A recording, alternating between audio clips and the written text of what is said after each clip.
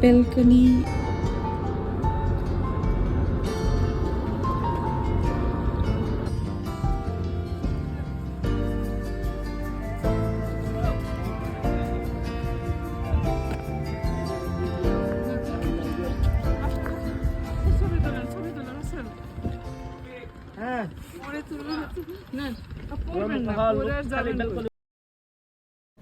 পদ্মার পাড়ে একটা দিন, নাম ডহিম। নদীর বুকে ভেসে থাকা একটা স্বপ্ন। আজ তোমাদের নিয়ে যাব একদিনের এই নিরিবিলি ভ্রমণে।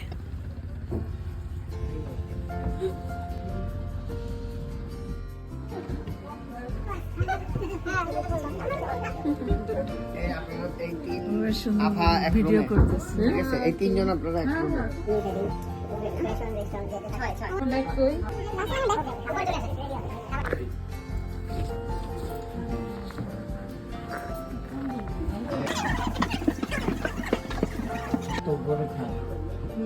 ফ্যামিলি সবাই মিলে ঘুমান যাবো। ওয়াশরুমটা দেখেন না, ওয়াশরুমটা ভালো। সকালের নরম আলোয় পৌঁছালাম আমরা ডহিমে। একে একে পা রাখলাম ভেসে থাকা এই ছোট্ট জগতে। হাউস বোটের প্রতিটি কোণে ছিল একটি করে গল্প। কেউ পড়ছে বই, কেউ নদীর হাওয়ায় হারিয়ে গেছে ভাবনায়। আর আমরা গিয়েই বসে পড়লাম জাস্ট ওয়েলকাম ড্রিঙ্কস আর হালকা পাতলা নাস্তা।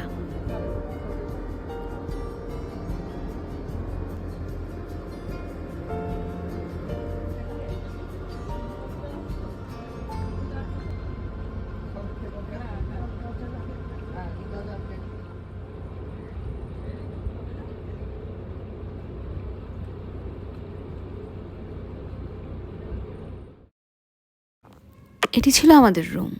সবাই তখন উপরে চলে গিয়েছে। আমি একা বসে বসে এই সুন্দর পরিবেশটা উপভোগ করার চেষ্টা করছিলাম। এখনই পার হব সেই বিখ্যাত পদ্মা সেতু।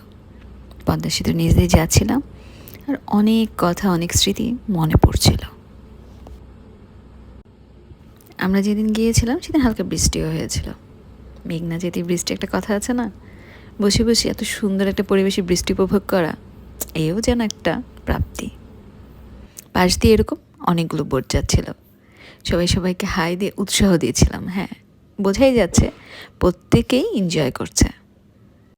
কিছুক্ষণ আগের ওই পিঠা, বিস্কিট, শরবত এগুলো দেখে ভেবো না ওগুলোই ছিল সকালের নাস্তা। সকালে কিন্তু এরকম হ্যাপি একটা নাস্তা ছিল। আমরা কিছুক্ষণ পরে বোটের উপরে চলে গিয়েছিলাম এবং সেখানেই ছিল আমাদের খানাপিনার ব্যবস্থা। আর ছিল আনলিমিটেড চা। আমি কিন্তু এরকম একটা পরিবেশে যাব বই নিব না তা তো হয় না।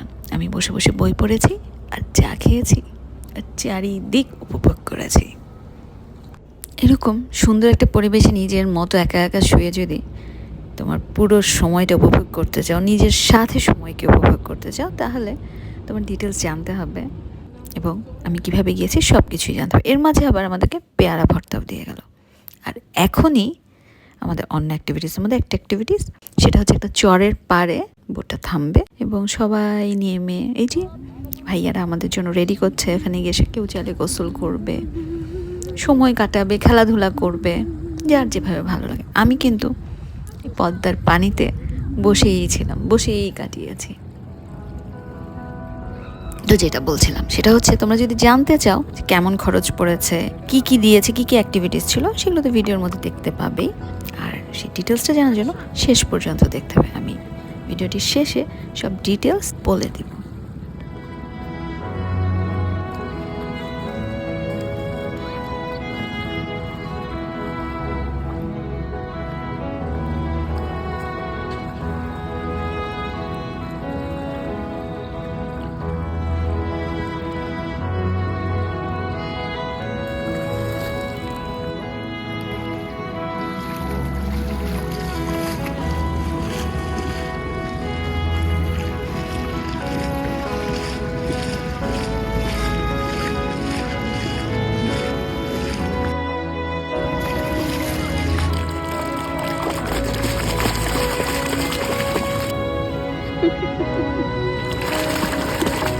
বোটটা থামলো, আমরা নামলাম, কেউ নদীতে ঝাঁপ দিল, কেউ বল খেললো।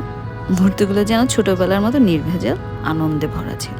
এখানে বলে নেই যে ঝাপাঝাপি বা যেই ভিডিওগুলো দেখছো, সো বুঝতেই পারছো চেহারা ছিল না। সো মাস্ট বি সানস্ক্রিন নিয়ে যাবে। এখন খাবারের পালা। দহিমের দুপুর মানে খাবার, গল্প আর নদীর গন্ধ। জীবনটা যেন কয়েক ঘন্টার জন্য থেমে গেছে। খাওয়ার ভিডিও কল লাগবে।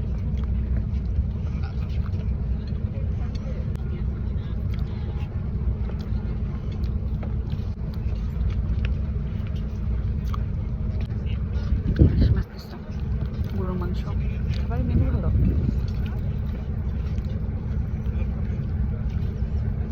আর মজাও।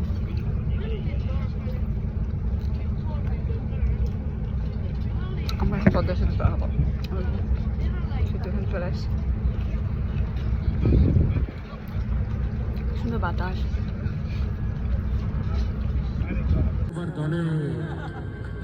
এবার পুরস্কার দিয়ে ছাড়বে। আচ্ছা ভাই, সাজ্জাদ ভাই খুশির বন্যাটা আসলে পরন্ত বিকেলে বোটের মোটামুটি সবাই আমরা উপরে বসেছিলাম। কেউ লুডো খেলছিল, কিছু মাটির হাড়ি ভাঙা ছিল, চোখ বেঁধে দিবে, এটাও খেলা হয়েছে। অনেকে জিতেছে, পুরস্কার দিয়েছে।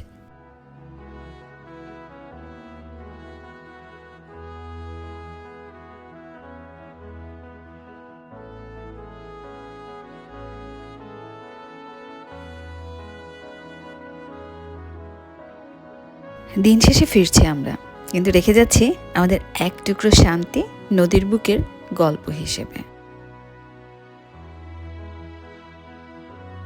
কি সুন্দর সূর্যটা ডুবে যাচ্ছে, একটা দিন চলে যাচ্ছে। এভাবে জীবন থেকে কত দিন চলে যায়, সময় চলে যায়, কিন্তু আমরা কি পারি সময়কে সময় দিতে, নিজেকে সময় দিতে, নিজেকে ভালোবাসতে? আমাদের না, পরের জন্য করার আগে নিজেকে ভালো রাখতে হবে। কারণ আমরা সবাই মানুষকে নিয়ে থাকতে ভালোবাসি, সবার জন্য করতে ভালোবাসি। ঠিক বারবিকিউ হচ্ছিল আরেক পাশে, আমাদেরকে সন্ধ্যায় বারবিকিউ পরোটার সালাদ দিয়েছিল। তো ওই ফাঁকে আমি আবার নিচে চলে আসি, নিচে এসে চুপচাপ বসে থাকি। কারণ এই তো সময় চলে যাবে, আমার যে নিজেকে সময় দিতে হবে, নিজের সাথে কথা বলতে হবে, কত কথা, কত গল্প।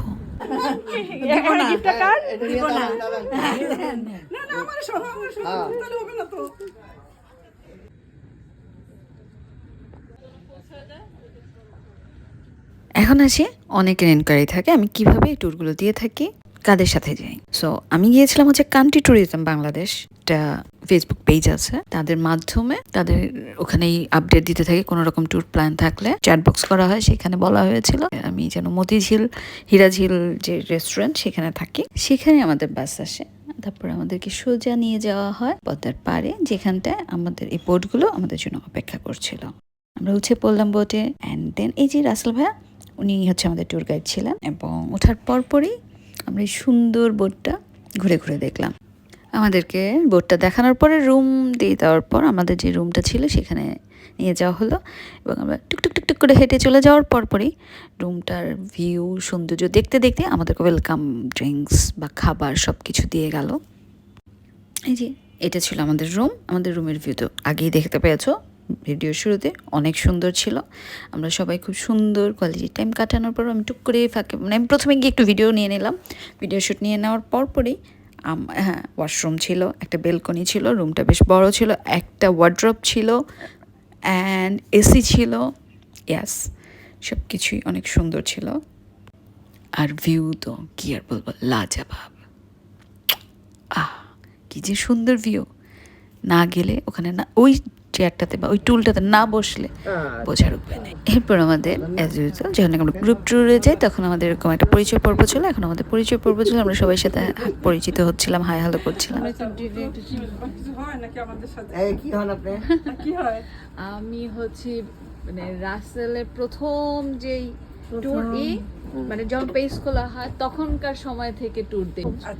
তো প্রথম আমার এক্সপিরিয়েন্সটা বলি, তো আমি তো কখনো এই হলো মোটামুটি অবস্থা। আমরা এই 5 জন আছি, আরো লোকজন আছে, এদের সাথে আস্তে আস্তে ইন্ট্রোডিউস করাই দিব না।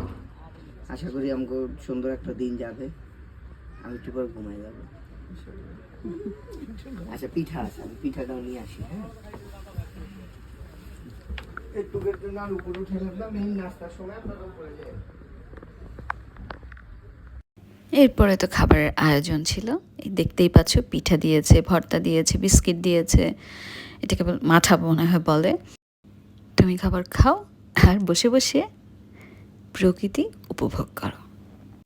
এরপর পরে আমাদের উপরে চলে যেতে চেয়েছিল আমাদের সকালের নাস্তা, অনেক কিছু, আর চা ছিল একদমই আনলিমিটেড। আমারটা রং চা দেখে ভেবো না যে দুধ চা ছিল না, দুধ চাও ছিল সাথে। আর এরপর পরই মাঝখানে দিয়ে দিল পেয়ারা ভর্তা। অনেক কিছু অ্যাক্টিভিটিসগুলো তোমরা দেখেছো। অ্যাক্টিভিটিসের পরপরই সুন্দর একটা দুপুরে আবার বোটটা ছেড়ে দেয় চট থেকে, অ্যান্ড দেন দেওয়া হয় হচ্ছে দুপুরের খাবার। আমরা সবাই অনেক ক্ষুধার্ত ছিলাম, টুকটুক করে সব মজাদার খাবার খেতে খেতে নদীর পার উপভোগ করতে করতে আমরা চলে যাচ্ছিলাম আমাদের ফিরতি গন্তব্যে।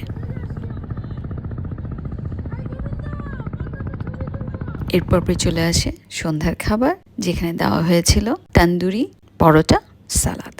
এখন বলি জনপ্রতি ট্যুরের খরচ ছিল 4000 টাকা করে। যদি ভালো লেগে থাকে লাইক, কমেন্টস, শেয়ার করে আর ডেভিড নুসরাতের পাশে থেকো।